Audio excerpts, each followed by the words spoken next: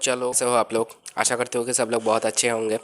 तो एक बार एक नया जोश के साथ लौट आए हैं हम अपना एक नया वीडियो के साथ। काफ़ी लोग का पूछना था कि जेई क्या चीज़ है और इस जेई के थ्रू हम किन किन कॉलेज पे एडमिशन ले सकते हैं, तो उसके बारे में एक डेडिकेटेड वीडियो बनाओ।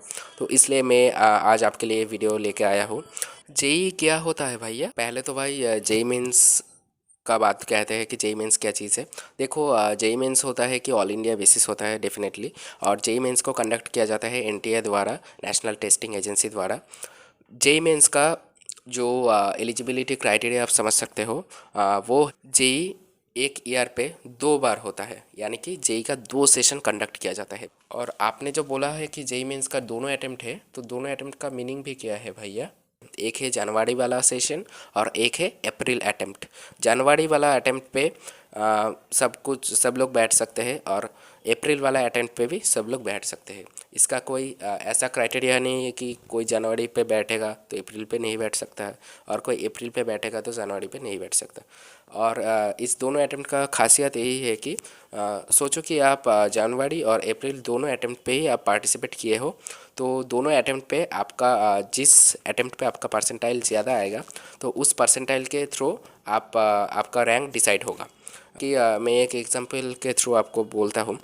सोचो कि जनवरी अटेम्प्ट पे आपका 90 परसेंटाइल आया है, अप्रैल अटेम्प्ट पे आपका 95 परसेंटाइल आया है।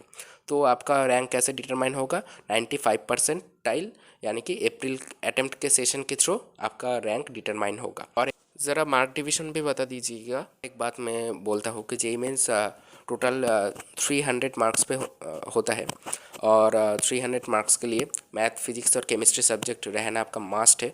और आपको 3 आवर मिलेगा पूरा पेपर ख़त्म करने के लिए। अब आते हैं क्वेश्चन ब्रांचिंग के बारे पे। क्वेश्चन का जो मार्क्स डिवीज़न होता है वो 4 मार्क्स का होता है।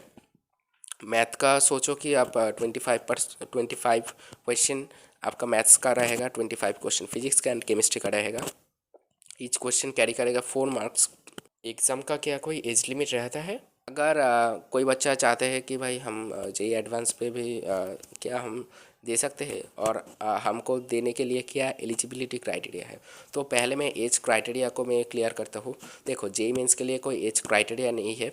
जो बच्चा अभी 12th पे रनिंग ईयर पे दे रहा है, मतलब 2024 पे जो बच्चा 12 देने वाला है, वो जेई दे सकते हैं।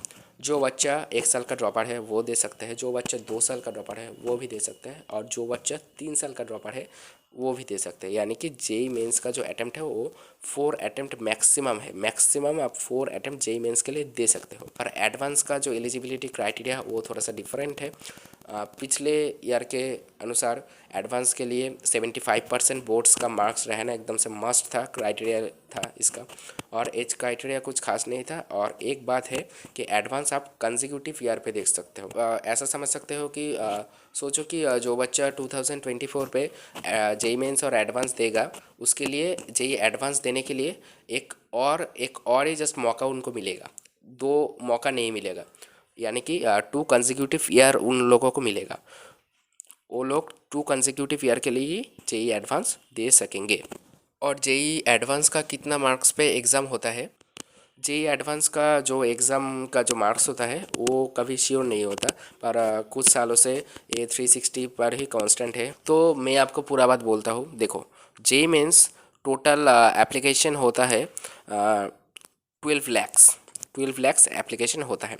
उसमें से 50% बच्चा ये रहता है कि वो मतलब सीरियस नहीं है, वो फैमिली प्रेशर के थ्रू और कुछ साइट पे और कुछ के थ्रू वो जेई मेंस दे रहा है, वो और की सीरियस नहीं है।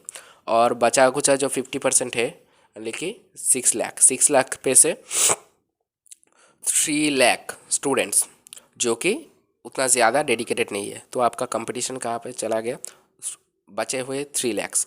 और 3 लाख पे से अगर आप 2.5 लाख के अंदर रैंक अगर आप ले आए, तो आप जेई मेंस के लिए सिलेक्टेड हो, एंड ऑब्वियसली आप जेई एडवांस पे भी बैठ सकते हो। और भैया एक बात मेरे को आपसे पूछनी थी कि जेई मेन का जो रैंक है वो रैंक कितने पे अच्छा मान लिया जाता है?